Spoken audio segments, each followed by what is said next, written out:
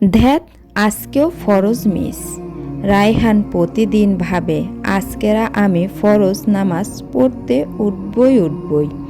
এই বলে রায়হান ঘুমিয়ে পড়ে। রায়হান একজন তরুণ ছাত্র, নতুন বিশ্ববিদ্যালয়ে ভর্তি হয়েছে। লেখাপড়া, বন্ধুদের সঙ্গে আড্ডা, মোবাইল এই নিয়ে তার দিন রাত কেটে যায়। কিন্তু একটা অভ্যাস সে কিছুই করতে পারল না, ফরজের নামাজ সময় মতো আদায়। প্রতিদিন রাতে সে ভাবে আগামীকাল ঠিক উঠব, আজ একটু দেরি হলো, কাল থেকে ঠিক করব। কিন্তু প্রতিদিনই সেই কাল আর আসে না। ঘুম থেকে উঠে দেখে সূর্য অনেক উপরে, ফরজের সময় চলে গেছে। একদিন তার দাদু তাকে বললেন, বাবা তুমি জানো নবী করিম সাল্লাল্লাহু আলাইহি সাল্লাম বলেছেন ফরজের 2 রাকাত সুন্নত দুনিয়ায় ও দুনিয়ার সব কিছুর চেয়ে উত্তম। মুসলিম শরীফ।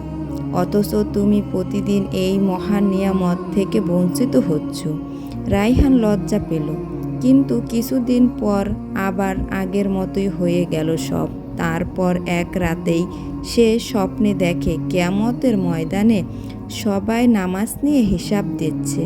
হঠাৎ এক ফেরেশতা এসে রায়হানের আমলনামা খুলে বললেন, তোমার ফরজ নামাজ ঘাটতি আছে। বিশেষ করে ফরজ এই ঘাটতি কিভাবে পূর্ণ করবে? সে কাঁদতে শুরু করে, হে আল্লাহ, আমাকে আরেকবার সুযোগ দিন। কিন্তু আওয়াজ আসে, দুনিয়া তো পেরিয়ে এসেছো, আর সময় নেই। হঠাৎ তার ঘুম ভাঙে। রাত তখন 4:15, আজান হওয়ার কিছুক্ষণ বাকি। তার শরীর ঘেমে উঠছে, চোখে পানি। সাথে সাথে উঠে অজু করে সে দিন ছিল তার জীবনের ট্রেন্ডিং পয়েন্ট। এরপর থেকে সে কখনো ফরজের নামাজ মিস করেনি।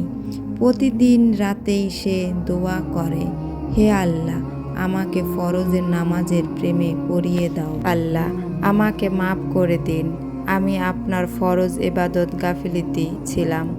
এখন থেকে আমি আর ফরজ মিস করব না। আমাকে তৌফিক দিন। এবং সবচেয়ে বড় কথা হচ্ছে একটি দোয়া পড়ে ঘুমান। দোয়াটি হলো, আল্লাহুম্মা ইজআল কলবি মুতাক্কালাকান বিসালাতিল ফাজর। অর্থাৎ, হে আল্লাহ, আমার অন্তরকে ফরজের নামাজের সঙ্গে গভীরভাবে জড়িয়ে দিন। এই দোয়াটি নিয়মিত পড়লে আপনার অন্তরে ফরজের সালাতের প্রতি গুরুত্ব বৃদ্ধি পাবে ইনশাআল্লাহ। ফরজ নামাজ কোনো সাধারণ কাজ নয়, এটি মুসলমানের ইমানের ফরজ নামাজ। আল্লাহর বিশেষ রহমতের দরজা খুলে দেয়। ফরজের নামাজ শুধু একটি নামাজ নয়, এটা আল্লাহর সঙ্গে দিনের প্রথম সাক্ষাৎ। যদি আমরা দিনের শুরুতে আল্লাহর ডাকে সাড়া না দিই, তবে কিভাবে চাই যে দিনটা বরকতময় হবে? এই গল্প আমাদের শেখায় ফরজ নামাজ কখনো হালকাভাবে নেওয়া উচিত নয়। আল্লাহ যেটাকে ফরজ করেছেন সেটার জবাবদিহিতা একদিন হতেই হবে। একবার ফিরে আসার আগেই সচেতন হওয়া বুদ্ধিমানের কাজ। হে আল্লাহ, তুমি আমাদের 5 ওয়াক্ত নামাজ পড়ার তৌফিক দান করো। আমিন।